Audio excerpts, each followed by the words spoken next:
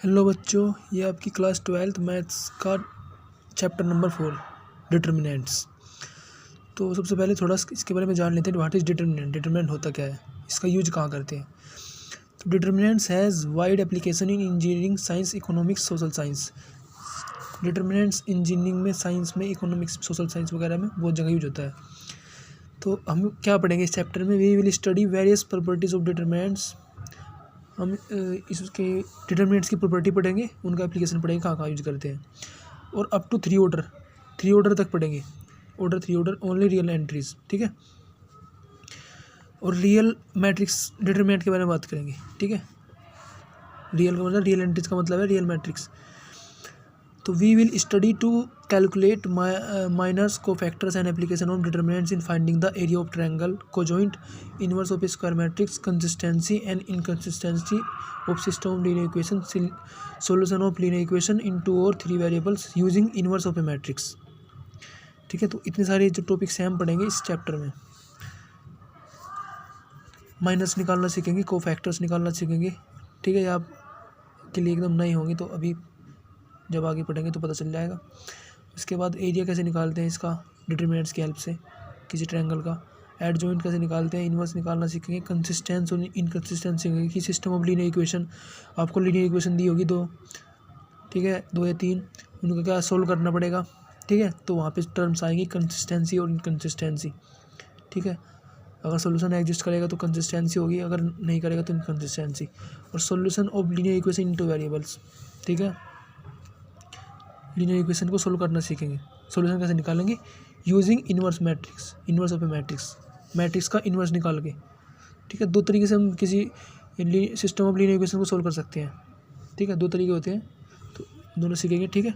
तो आइए सबसे पहले छोटा सा एग्जांपल देखते हैं।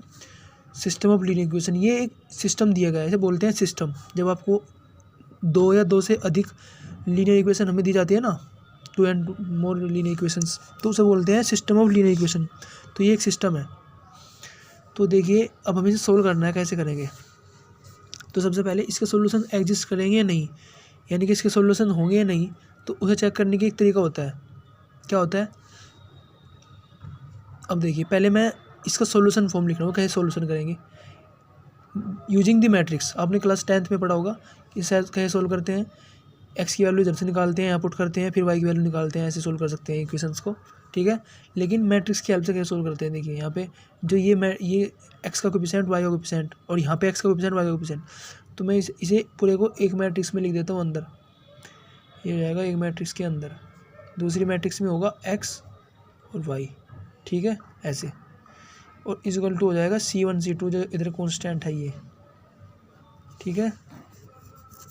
तो अगर इस मैट्रिक्स की डिटरमिनेंट वैल्यू, ठीक है, इसका डिटरमिनेंट इस मैट्रिक्स का वो नॉन जीरो है, तब ये सॉल्यूशन एग्जिस्ट करेगा एक्स वाई का, अदरवाइज नहीं, ठीक है। तो जैसे मैं कहूँ, इसकी डिटरमिनेंट क्या आएगा? A1 B2 minus B1 A2। ये नॉन जीरो होनी चाहिए, जीरो नहीं होनी चाहिए। अगर जीरो है, इसका मतलब इसका सॉल्यूशन एग्जिस्ट ही नहीं करता, एक्स वाई की कोई भी वैल्यू से सेटिस्फाई नहीं करेगी इस कंडीशन को, इस रिलेशन को, ठीक है। तो A1 B2 is equal to B1 A2 हो जाएगा, यहाँ से इज नॉट इक्वल टू हो जाएगा, ठीक है। तो देखिए, आपने क्लास 10th में पढ़ा होगा कि यहाँ से जो इक्वेशंस होती हैं, अगर यहाँ पे A1/A2 is not equal to B1/B2, तभी हमारा सोल्यूशन एग्जिस्ट करता है, तभी हमें यूनिक सोल्यूशन मिलता है इन 2 इक्वेशंस का। क्लास 10th में पढ़ा होगा आपने ये चीज़। तो देखिए, यहाँ से भी हमें यही रिलेशन मिलेगा। यहाँ से अगर मैं लिखूँ यहाँ पे ये चीज़ इधर ले जाऊँगा, तो A1 B2 is not equal to B1 A2, ठीक है, ये हो गया। अब क्या करूँगा? A1 ये A2 इधर ले जाऊँगा, B2 इधर, तो A1/A2 हो जाएगा, is not equal to B1/B2। तो वैसे हम आ गए ना इधर से भी, ठीक है। तो इस तरह से हम कह सकते हैं कि अगर ये चीज़ सेटिस्फाई कर रही है, इसका मतलब ये डिटरमिनेंट वैल्यू अगर जीरो नहीं है, नॉन जीरो है, इसका मतलब तब इसका सॉल्यूशन एग्जिस्ट करेगा। और 2 वर्ड यूज करते हैं हम जब सिस्टम ऑफ लीनियर इक्वेशन को सोल्व करते हैं, एक कंसिस्टेंट और एक इनकंसिस्टेंट। तो जब हमारा सॉल्यूशन एग्जिस्ट करता है, यूनिक सॉल्यूशन हो या इनफाइनाइट सॉल्यूशन भी होता है, अगर सॉल्यूशन एग्जिस्ट कर रहा है, सॉल्यूशन है, तो इसका मतलब होगा सिस्टम इज कंसिस्टेंट, ठीक है। अगर सॉल्यूशन नहीं है, इसका मतलब सिस्टम इज इनकंसिस्टेंट, अगर इसकी डिटरमिनेंट वैल्यू 0 आ जाती है, इसका मतलब हम बोलेंगे कि the system is inconsistent, system के कोई सोल्यूशन ही नहीं है, the system has no solution. ठीक है, तो देखिए अगर आगे क्या है, डिटरमिनेंट ऑफ ए मैट्रिक्स 2 अब देखिए इसका डिटरमिनेंट निकालना है। इसे कैसे रिप्रेजेंट करते हैं, रिप्रेजेंट करने का तरीका क्या होता है डिटरमिनेंट को। ये हमारे पास मैट्रिक्स है, मैट्रिक्स को ऐसे डब्बे के अंदर बंद करते हैं। ठीक है, तो देखिए हम ऐसे लिख सकते हैं डिटरमिनेंट को, ऐसे, ये ए है तो ए के ऊपर अगर मैं ऐसे लगा दूँ इसे मॉडुलस के अंदर, इसका मतलब ये डिटरमिनेंट ऑफ ए है। या फिर दूसरा तरीका होता है DET ऑफ ए लिख देते हैं शॉर्ट में, इसका मतलब भी होता है डिटरमिनेंट ऑफ ए। और एक और तरीका होता है, ऐसे लिखते हैं, ये ट्रायंगल छोटा सा बना देते हैं, इसका मतलब भी क्या होता है डिटरमिनेंट।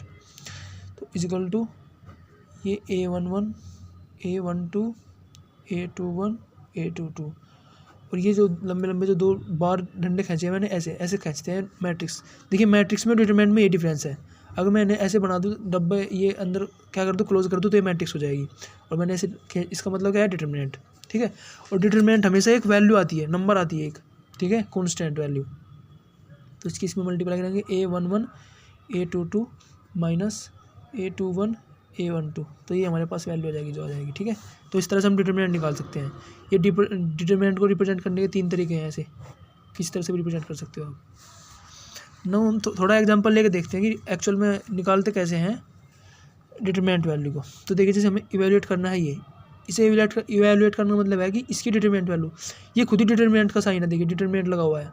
ठीक है, तो इसे कैसे निकालेंगे, देखिए इसकी मल्टीप्लाई में करेंगे 2 to the 4 माइनस इसकी मल्टीप्लाई में करेंगे, ये आपने पढ़ा होगा, पहले ही पढ़ चुके होगे आप। ये कितना हो जाएगा, माइनस है तो -4, तो हो जाएगा 0 नहीं, ये हो जाएगा 4 प्लस हो जाएगा ना, तो 4 + 4 हो जाएगा, फिर प्लस आ जाएगा, माइनस माइनस क्या होता है, प्लस होता है, तो 4 + 4 हो जाएगा, ये हो जाएगा 8।